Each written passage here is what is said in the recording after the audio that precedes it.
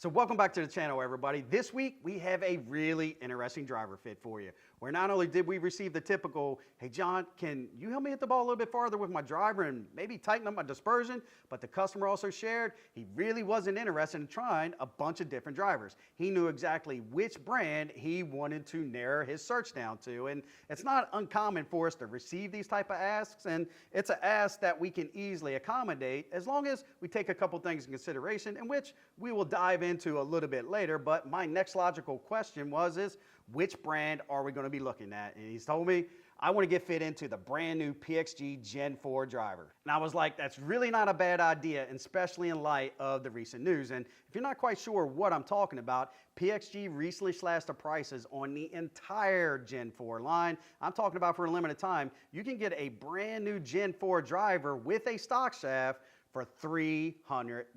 And heck, even if you went with an exotic aftermarket shaft, there's still a pretty good chance that you're going to pay less than that for someone else's stock version. So not only is this a great time to give the PXG brand a try, but it's also an unbelievable opportunity to get a custom fitted driver package at an unbelievable price. So guys, that's exactly what the customer's thinking was. And not only was we able to help him pipe it out to about 270, 280 with his average club head speed of 104 mile an hour, but we was also able to tighten up his dispersion and get him into the right package. So without further ado, let's jump in and help you understand how we got there.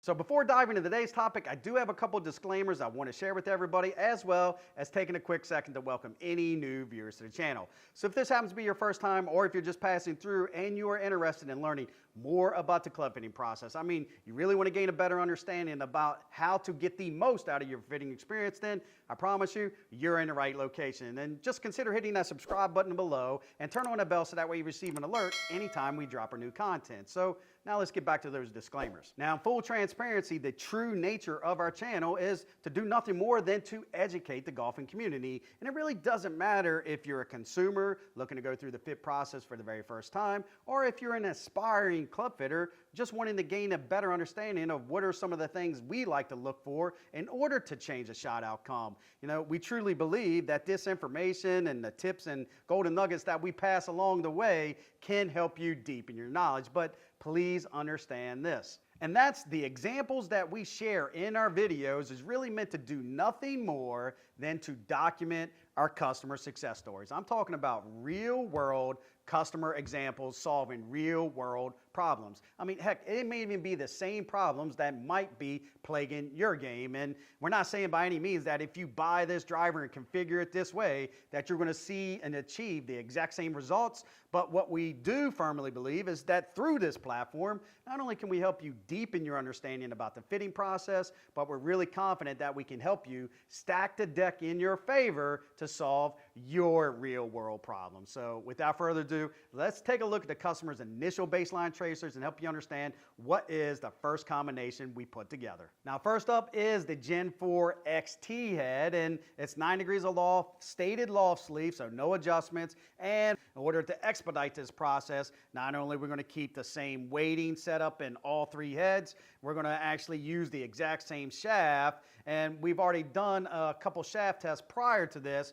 and we determined that the Acura FX260 shaft was a really good fit for all three of these heads. And the reason why is we want to minimize those variables for this phase of the fit. So right now we're just trying to determine which head is going to be a better option. And in order to determine that, we need to really have a fair fight and compare apples to apples. And you know, it's not like this is a full-blown product review comparing one head versus another. This is really just, you know, to help you understand how we accommodate this style of fit. And as you see from the shots, this one's not doing really bad whatsoever. And although this is really the lowest spinning head in the entire lineup, you know, I'm really quite surprised of how much spin we are seeing. And I'm kind of concerned that, you know, if this is producing this much spin with a low spin head, what are the other ones going to produce? So, we have to really get to the bottom of this and see if there's something going on with the delivery or if it's more gear induced and maybe with some of those weight configurations that we got in the bottom. But nonetheless, let's take a look at the numbers and see exactly what's going on. Now, you guys know me by now. The very first thing I like to look at is input versus output, or other known as efficiency rating. So when we go to the club view, customers only averaging 1.36, which is nowhere near where we want to be. And we know for a foresight, we want that to be north of 140, as close to 145 as we possibly can get. And for those that might have a TrackMan or Flight Scope, I know what you might be thinking, that's nowhere near a 150 or 151 that you can get on those systems. But guys, understand that a camera-based system reads that point of touch a little bit differently than that of the radar base. So that's why a 145 is the equivalent of what you would see on your system. So that's a little golden nugget there for you.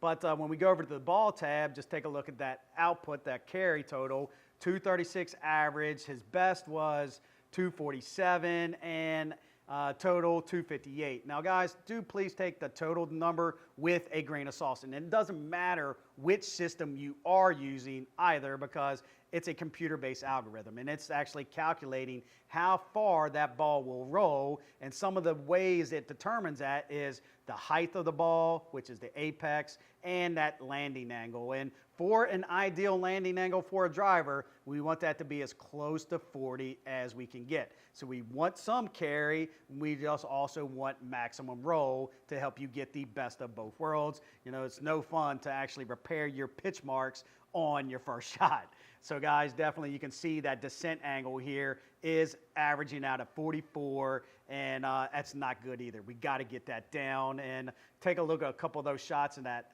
apex window there. 135 and 139 at this swing speed of 104. It's definitely way too high. I'd like to see it closer to 120, 130 tops. So we definitely got some work, and I am a little surprised about how this low spin head produced this high a backspin. I mean, definitely a really shocker there. So let's pop him into the X head and see if there's any different result.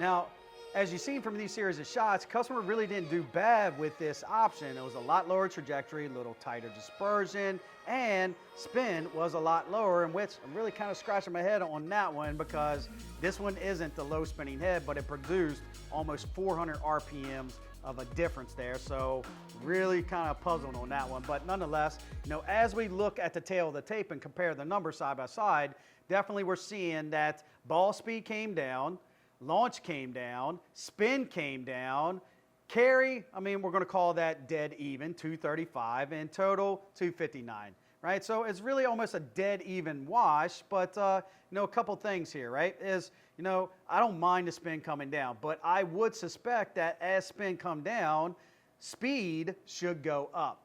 So the fact that spin went down, launch went down, and speed went down, that's everything going down too much at one time. I need that speed to stay up. And here I'm possibly attributing, that to the weight configurations, which I don't know if we actually touched on that. So let's kind of review that now. And here's a picture of the bottom of one of the drivers here. So every single driver has this similar weight configuration where it's got a weight in the front and the back, and also a weight in the heel side. And notice that there is no weight in the toe, so there's only 3 possible options here. And here we have a 10-gram weight in the back port, 5-gram weight in the heel side to kind of prevent that right side miss, and that front port is a 2.5-gram weight. And this allows us to keep that D2 swing weight consistent across all 3 heads. And honestly, what I would love is I would love to see that low spin in the XT with that same ball speed,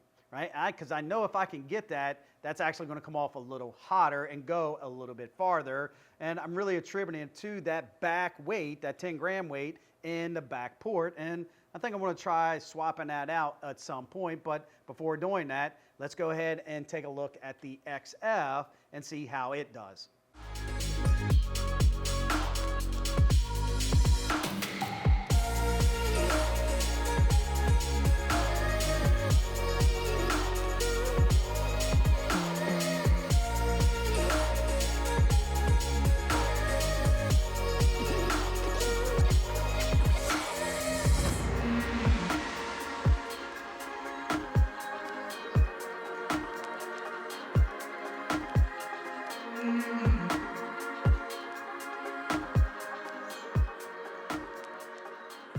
Now, I'm not going to spend a whole lot of time on this one because, as you see from those shots, this one is a no-go. I mean, customer was really all over the map.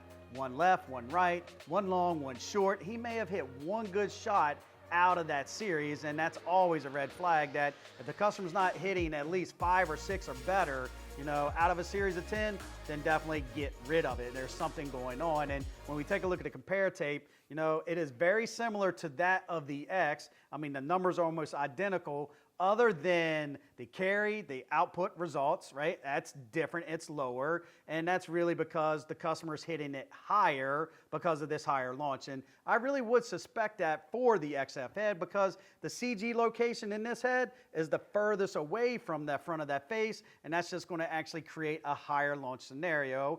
So I'm not surprised, but I am surprised about that low spin. So guys, if you want my explanation of why are these two heads lower spinning than the XT, here it is. And that is the customer's AOA is really high. And when I say really high, I'm talking about anything that's north of 5 degrees is considered to be pretty high. And customers hitting up about 5 to 6, and you know, that's just keeping his spin loft window a little bit tighter. But if it's the same AOA in the XT, why is spin higher? Well, here I'm attributing that to that back weight port configuration. So here's what I want to do. I'm going to do a take 2, move that 10 gram weight from the back to the front and see what the results are. So if I can get that spin down to 2400 and still maintain that ball speed and get that to creep up, I'm really thinking that we're going to love the results. So let's take a look.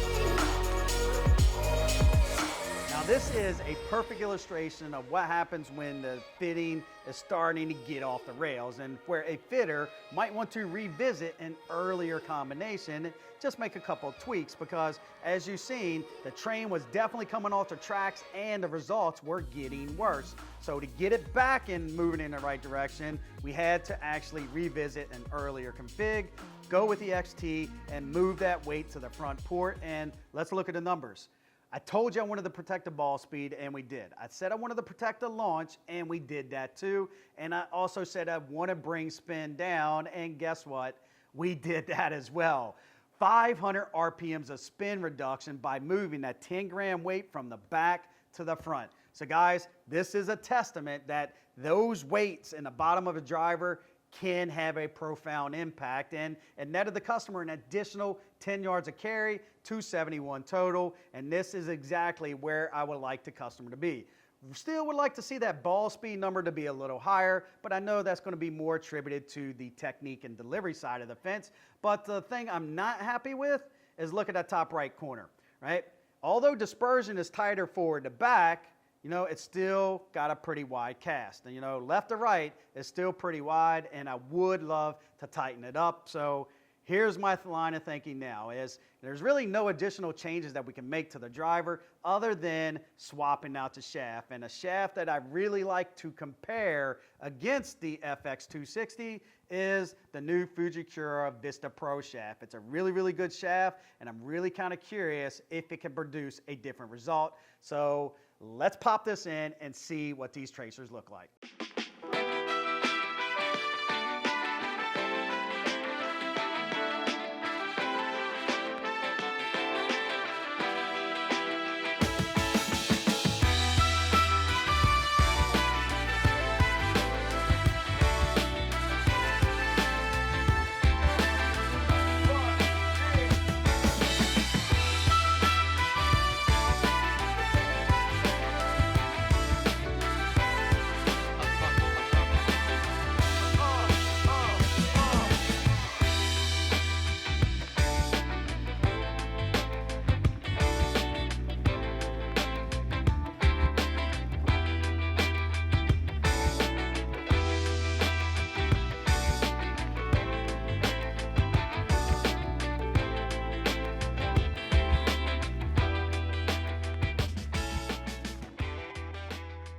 Did you just see those results? I mean, this is exactly what fitters do day in and day out. And heck, I'll even go as far to say is that this is what can separate a good fitting from a great fitting. And what I'm talking about is as long as the customer has enough good swings still left in the tank at the end. You know what? What does it hurt to try a couple other options, right? Just to trust but verify. And you know, not being content with the last combination that I put him in, I thought I can do something else to help him achieve a new personal best. And the goal is to tighten up that dispersion, and I felt the golf shaft is what was holding him back. So we swapped it out, and did we help? Best believe. And if I didn't want to get a copyright strike, I would actually play an old Montel Jordan song from back like 2008, 2009. This is how we do it. But you know what? Let's just let the numbers do the singing, guys. So 145 ball speed, that's where I wanted to be originally. That's where we ended up at. I still think the customer would be at 150, but it's going to require a little technique on his part. So, you know, he's got some homework. Launch angle stayed the same. Backspin came down a little bit and still in a good range. But look at that carry number, an extra 10 yards. So have you been keeping track? Original combination, weight back, 236. Weight forward, 246. New shaft, 256. Now, truth be told, we wasn't chasing any extra yards, but the customer isn't going to turn him away. He's happy with the extra 10 yards. But the top right box is what I was chasing. I wanted to tighten up dispersion to create a beautiful fairway finder, and that is exactly what we achieved. So anytime I can take that dispersion pattern from an oval to a circle, I will never be disappointed. So guys, that is how we do what we do. Now that's what we call a wrap. I mean, not only did the customer leave the studio with a custom fitted driver for under $450, but he also left with what he was hoping to achieve.